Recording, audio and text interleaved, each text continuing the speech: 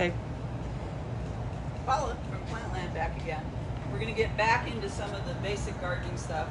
Sorry about we had to take the little break, but we're getting a little overheated in here. We've turned the fans off so you can hear me better, but that was kind of making Michelle and I both feel like we were going to melt away. So now I want to do a little bit more about your soil. One of the things to learn about here in Northwest Montana especially is soil temperature. I think I pushed that already. Yeah. Is soil temperature. This is a soil thermometer. Now, a soil thermometer is really handy here because there's all kinds of things that we can plant. For example, potatoes and onions. We're getting very close to being able to put those out in many parts of the valley. And when we say that, it doesn't have to do with frost or snow or cold weather. It has to do with soil temperature. We want the soil temperature to be 50 degrees or above. Now, I took the soil temperature outside here at Plantland today, this morning, very early, and the soil temperature was just below 40 degrees. Now, that's soil that has had a cold night. We've had cold weather the last few days. So that's affected this. You push this down into the soil, and you're going to get a good reading at 50 or so. I suspect if I took the soil's temperature later today on this nice sunny day, I probably would get that reading above 50, which would tell me that here, at least, it would be safe to do something like plant onions and potatoes. When you buy a soil thermometer, it usually comes with a handy chart on the back that tells you the temperatures for different vegetables. This is a really handy item for serious gardeners to have. Now, when we talk about soil temperature, one of the other things to know is that if you're growing in containers or raised beds, obviously containers, you can control the soil temperature much better. I grow my tomatoes in containers, and I plant them pretty early, and I use wall of waters, which we'll talk about, wall of waters on them. And when it's going to be cold at night, a night like last night, I would just wheel my tomatoes into the garage and then put them back out on a sunny day. Raised beds, on the other hand, one of the biggest advantages of raised beds is that soil almost always heats up much faster in the spring than the surrounding beds do. If I go home today and take the temperature in my raised beds, I'd be pretty willing to bet that some of them are at 50 or above. So that's something else to learn about is soil temperature. And it's one of the things when we talk about what you can be doing in the garden this week, we're going to continually be talking about what the average soil temperature is. Again, that's going to vary depending what part of the valley you're in. Down on Flathead Lake, we're going to be a lot further ahead of somebody that's up on the mountain. So the next thing I wanted to do was actually demonstrate soil testing. But to do that, we'll show you the technical part, the thing you do, and then we're going to talk about what it is we're testing for. So you get the little tube, you put some dirt in it, and this is just some garden soil from here at Plantland. You're going to break open the little capsule and put the capsule in, the powder that's in the capsule. Don't worry about touching it with your fingers. It's not toxic in any fashion.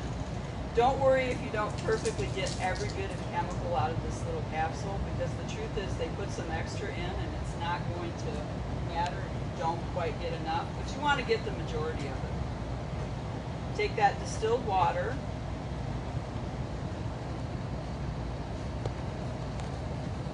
put some in so you're just below the top. Michelle is zooming in. You can kind of see I'm just below the top here. And this purple test is the test for nitrogen. So I'm going to shake that up really well. And then I'm just going to let it sit while I talk about what the numbers mean, what those three numbers are. When you're looking at different kinds of plant food, you're always seeing like numbers displayed like this, 4, 9, and 3. Nitrogen, phosphorus, potassium. Nitrogen promotes leafy growth. Phosphorus promotes flowering and root growth. Potassium is overall plant health. So these numbers, they vary on all these kinds of packages that you see. This is the Happy product that we recommend here at Plantland. This one that's tomato and vegetable food, you'll see it has that higher middle number. And so what we're talking there about is higher phosphorus. We're talking about plants like tomatoes that need to produce a flower, so they they like that higher phosphorus. We're talking about plants like carrots that produce a root. They also like higher phosphorus. And that's why the number on this one is higher. This one has an even higher number, and the first number and the second number are lower. This is called fruit and flower. This is more focused on that middle number, on that phosphorus number, in terms of promoting fruiting through flowering on your garden plants and fruiting through growing a good root bulb like a carrot. Both of these have their purposes. I use both of them in my garden rather interchangeably. I like the numbers on these. I like the fact that they're organic, and I like the fact that they have active soil microbes, which is very good when you're container gardening or raised bed gardening because you're replenishing soil microbes. The other thing to remember about all of these nutrients when you're testing for them is that if you've been a successful gardener, your vegetable garden in spring should test low for all of these numbers because your plants used up all of those nutrients during the growing season. And so if you test and those numbers are high, what that's going to tell you probably is that you either put your fertilizers on too late or you've got too much of something in your garden.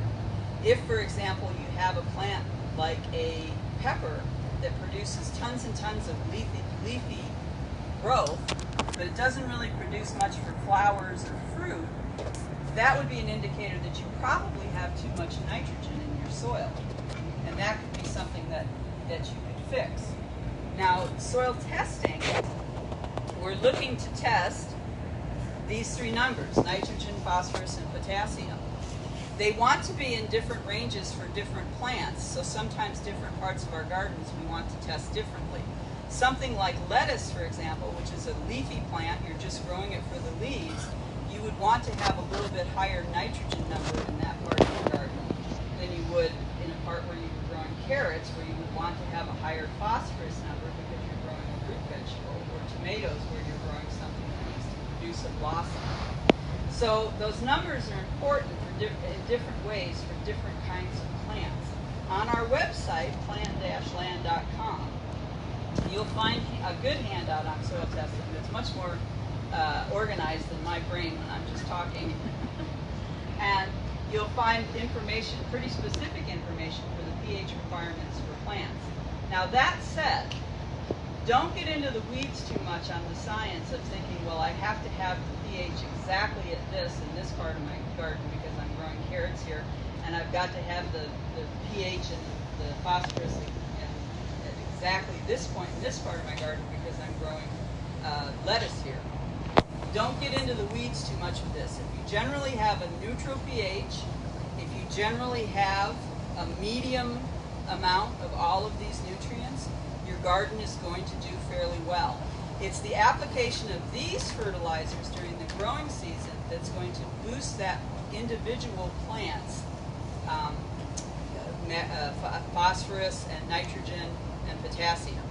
So that's how you have to think of this. If your garden tests in the medium range, your garden soil tests all through in the medium range, you're then going to be fertilizing to give your specific plants the things that they need. Now, if you test your garden and you find that you have numbers that are wildly off, that's when we use things like soil amendments. Compost and manure are both very high in nitrogen. So when you test your garden, one of the things that you're very apt to find out is that your nitrogen is low. That's because your plants were successful and they accessed and used all that nitrogen the year before. So every year we till in new nitrogen in the form of compost or manure. So that's what you're trying to do when you're doing that. You're trying to boost that nitrogen number back up. There's no reason really specifically to test after you do that. If you test and your numbers are low at the beginning and you apply the amendments like compost and manure to increase your nitrogen, you're probably going to be applying enough to get those numbers back up. Plus you're going to use these kind of fertilizers during the growing season. As far as the other nutrients, there's pretty specific stuff. Bone meal,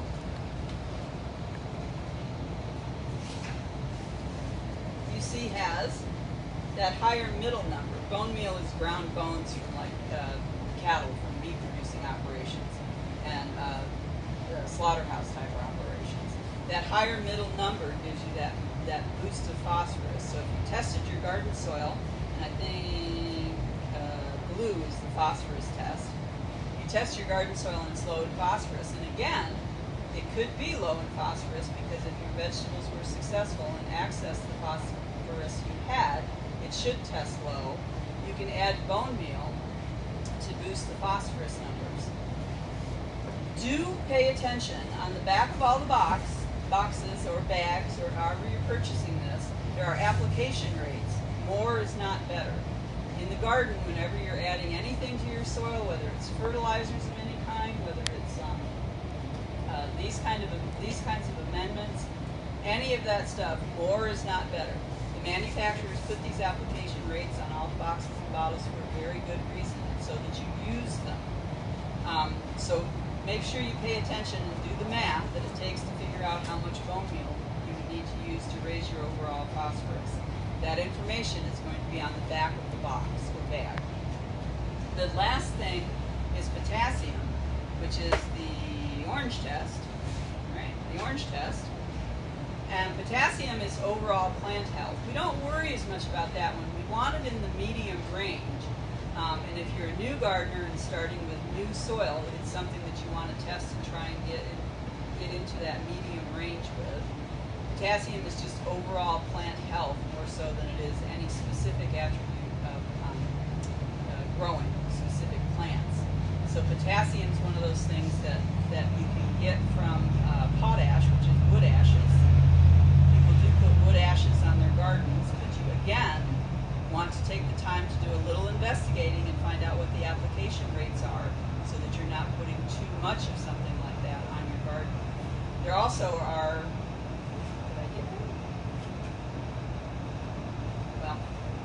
there are some amendments that you also can use for that. So that's just a quick overview on amendments and soil testing, very quick. So let's look. This was our nitrogen test for the soil that I took from out in Plantlands Gardens. You can see, I think, that it's a very pale purple, very pale. And so what it's telling me is it's very low nitrogen. It's not something where we would successfully grow leafy vegetables. It's not something where we probably successfully grow any vegetables. That's a good example of a very pale example, as opposed to this pH, which was a good example of a really extreme example of the color change that you can expect to see. Now, a lot of these, if you're in an established garden or if you're in containers, you're going to find that you're going to almost always test somewhere between medium and low. Not very low, medium and low. So it's only when you start to get up at the higher ranges or the lower ranges that you're going to be worried about adding amendments. So that's a really quick overview of soil and soil testing. We do sell all manner of test kits. If you have an established garden, you might want to just check your pH periodically, once a year, once every few years. I test my raised beds maybe once every 3 years. I test the pH in those. And I largely do that because I'm growing things in them. I'm growing them in an area where they get a lot of pine needles and things on them in the winter, and I worry that the pH is going to change. I don't usually test my nitrogen and phosphorus and potassium in my raised beds or my containers. The reason for that being I always add amendments. I always add compost to my raised beds. I always add compost to my containers, so I know I'm getting that nitrogen number up. And then I use these products during the growing season, these kinds of fertilizers, to make sure that I'm getting a good, my plants are getting a good dose of food. So that's a very fast, very quick overview of soil testing. We're going to take another short break, and then we're going to come back and talk about growing some specific things. We're going to go over onions today. So come back and join us in about 10 minutes or so.